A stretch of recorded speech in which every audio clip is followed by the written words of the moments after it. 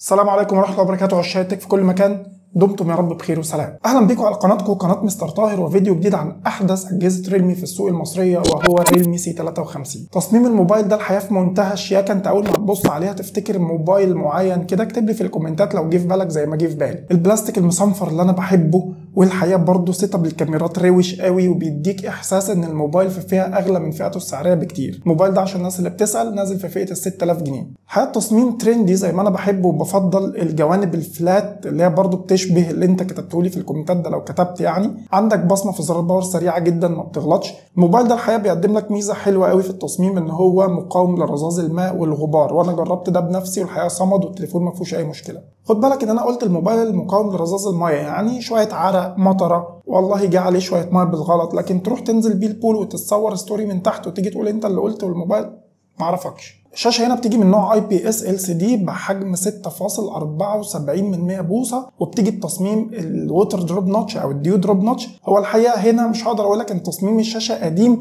لان هم عاملين حركة صايعة شوية، زي ما قلت لك هتوهمك ان الموبايل اغلى من فئته السعريه. الحركه هنا برضو هترجعنا للكومنت اللي انا قلت لك اعمله لي في اول الفيديو لو تفتكر. هنا عندك حاجه اسمها ميني كابسول او دايناميك ايلاند، يعني بيظهر لك كده شويه روشنه كده مع الديو دروب نوتش ده، فبيديك احساس فخم شويه. معدل تحديث الشاشه بيجي هنا 90 هرتز، وفي حاجه مهمه جدا هقول لك عليها في وقتها هتساعد ان انت تاخد اداء طياره مع الريفريش ريت، وحركه كده تركايه هتاخد الموبايل ده في حته تانية خالص. الشاشه الحقيقه بدقتها والوانها وتفاصيلها مميزات، ما واجهتش معاها اي مشكله نهائي، ولكن المشكله الوحيده اللي قابلتها هي ان الشاشه دي البزل السفلي بتاعها كبير الى حد ما، فبيقلل نسبه الاستحواذ، بالاضافه الى ان السطوع بتاعها ما كانش افضل حاجه تحت اشعه الشمس، لان هو بيجي بس حوالي 560 نتس، يعني كان على الاقل المفروض ان سطوع الشاشه يجي 800 نتس في الفئه دي مقبوله. لو رحنا على الاداء فهنلاقي الموبايل ده بيجي بمعالج اقتصادي وهو اليونيسيك تايجر تي 612،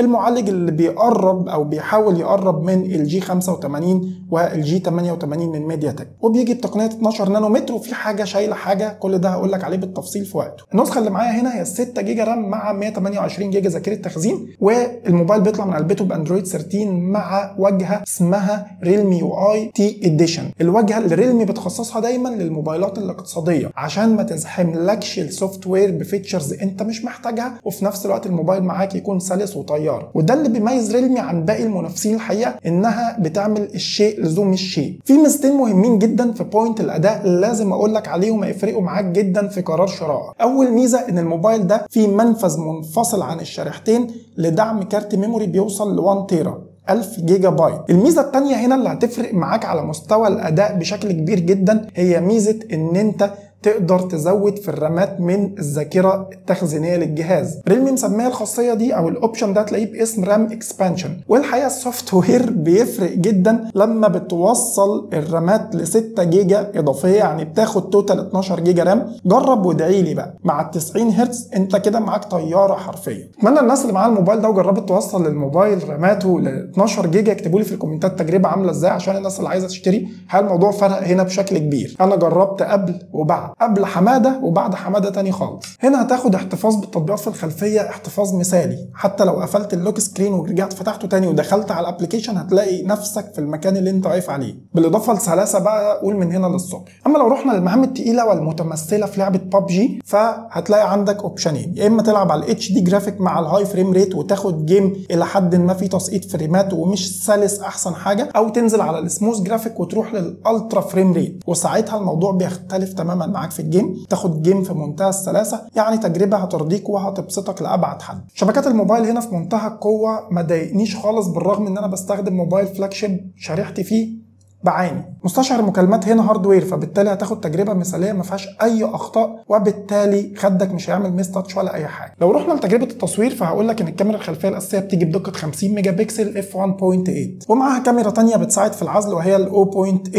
برضو يعني الى حد ما. وبجمله الارقام فالكاميرا الاماميه بتيجي بدقه 8 ميجا بكسل فتحه عدسه f 2.0. تعالوا نتفرج مع بعض على تجربه الكاميرات ونشوف راينا فيها كان عامل ازاي. الكاميرا الخلفيه اول ما تاخد بيها صوره وتيجي تبص في الصوره اول حاجه هتلفت نظرك تشابه تشبع الالوان. الصور هنا متشبعه ولكن مش اوفر تشبع، عينك هتحب تبص للصوره. تفاصيل ممتازه، ما واجهتش اي مشاكل في اي نوع من التفاصيل. الصوره شارب، كونتراست حلو، دايناميك رينج ممتاز، ما عنديش اي تعليق عليها الكاميرات الخلفيه الحقيقه في ظروف الاضاءه المختلفه. حاولت ارخم بالصوره دي على الموبايل ان انا اجيب الشمس عشان اخد اعلى دايناميك رينج ممكن الكاميرات توصل لها. الشمس مش احسن حاجه ولكن الموبايل اجتهد وطلع الصوره اللي قدامك دي. انا عن نفسي راضي جدا عنها في الفئه السعريه دي زي الفل. بالليل انا اتفاجئت من الكاميرا الحقيقه لان الصور طلعت شارب جدا، الاضاءه مش لاسعه مش مفرقعه، يعني تفاصيل اليوفط باين برغم ان في اضاءه. كل دي تمت بمعالجه السوفت وير، حاجه فوق الخيال، حاجه ممتازه جدا. انا مبسوط. الكاميرا الاماميه عشان برضه اكون صريح معاك تجربه متوسطه، صور تحسها فلات شويه، ما فيهاش التشبع اللي انا واخده من الكاميرا الخلفيه. ده ميزه وعيب. ميزه ان هو بيديك مساحه ان انت تعمل اديت على الصوره، والعيب ان انت عينك بعد ما بتشوف الانبهارات اللي في الكاميرا الخلفيه بتيجي تبص على صور الكاميرا الاماميه تحس ان الصوره بهتانه شويه، غايبه عنها التفاصيل شويه، وده طبيعي بحكم الميجا بيكسلز القليله. اما تجربه الكاميرا الاماميه في الاضاءه الليليه فبتحاول الكاميرا جاهده انها تجمع اضاءه فتحه العدسه هنا واسعه وحلوه، ولكن في غياب بعض التفاصيل وفي شويه نويز بسيطه كده، لكن التجربه الحقيقه برضو نقدر نقول مقبوله. لو رحنا على الكماليات فهنلاقي الموبايل بيدعم بلوتوث الاصدار الخامس، بيدعم الجيروسكوب سنسور، بيدعم الاو تي جي،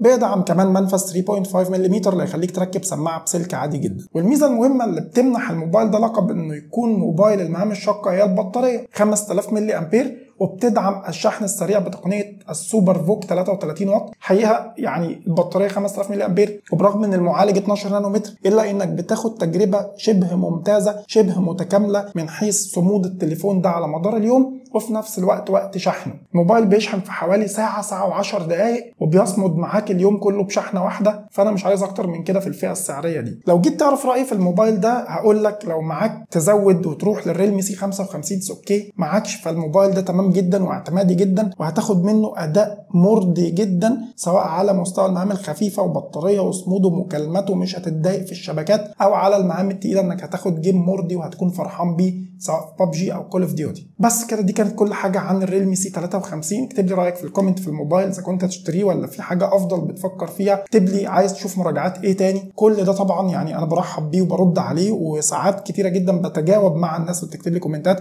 وبعمل لها الفيديوهات اللي هي عايزاها زي ما انتم عارفين. ولو حابين برضو تشوفوا فيديو عن واجهه ريلمي اكتبوا لي في الكومنتات اي طلب في الكومنت هيبقى عليه لايكات كتير، وعد مني هنفذه. سيبكم في حفظ الله ورعايته، وعلى اللقاء باذن الله تعالى في فيديوهات كتير. سلام.